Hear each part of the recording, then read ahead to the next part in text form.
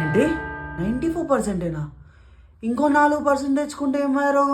ఇప్పుడు first rank రాదుగా. College fee, exams fee, van fee, నీకు పెట్రోల్కి డబ్బులు, ఫుడ్ డెలివరీలు, నీకు స్కేళ్ళు, పెన్సిల్ ఎరేజర్లు, పెన్ను ప్యాకెట్లు, ఇవన్నీ బొక్క. ఇప్పుడు కొంచెం అలా బ్రెయిన్ పెట్టి ఆయనతో 4% తీసుకుంటే క్లాస్ ఫస్ట్ వచ్చేటోడివి.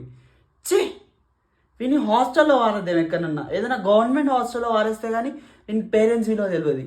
ఏంటి 36%? ఇంకో మార్క్ తగ్గితే ఫెయిల్ అవుతావు కదరా, బ్రెయిన్ పని చేయదా? వీనికి ఫుడ్ పెడతలేరా రోజు?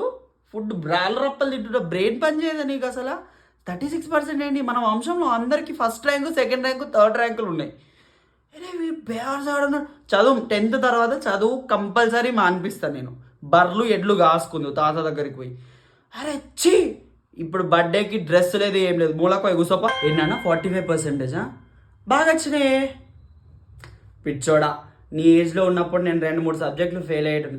మీ మమ్మీ అన్ని సబ్జెక్టులు ఫెయిల్ అయ్యేది, నీకు మంచిగా వచ్చినాయి బేటా. అదేం రంది పడకు. టైము 60 తెచ్చుకో సరిపో. మనం ట్రిప్కి వెళ్దాం హైదరాబాద్, ఓకేనా? జలవిహార్ వెళ్దాం, నీ ఫేవరెట్ వండర్లా పోదాం. ఇంకేంది? 45 is a very good score బేటా, నన్ను నమ్ము. నీకేం కావాలి చెప్పు, ఇదంతా మానే. ఇప్పుడు నీకేం కావాలి? ఐస్ క్రీమ్ తెచ్చుకుందామా పోయి? చలో ఐస్ క్రీమ్కి.